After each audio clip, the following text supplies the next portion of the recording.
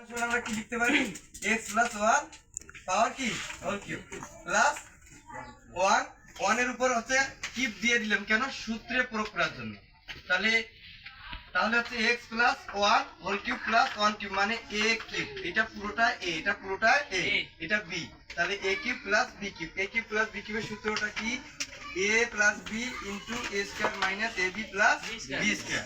তাহলে ওই সূত্রে প্রয়োগ করলে হচ্ছে কি a plus b into a square. এটা পুরোটাই কি a স্কয়ার মাইনাস দেখো প্লাসের ক্ষেত্রে কি হয় মাইনাস হয়, আর মাইনাসের এখানে যদি মাইনাস থাকতো তাহলে এখানে কিন্তু প্লাস হতো, বুঝছো রে?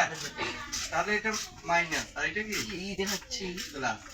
তাহলে a square minus a b plus b square. a মানে x + 1, b মানে 1। এখন ক্যালকুলেশনটা তো পারবা না রে? জি স্যার। ওকে, গুড।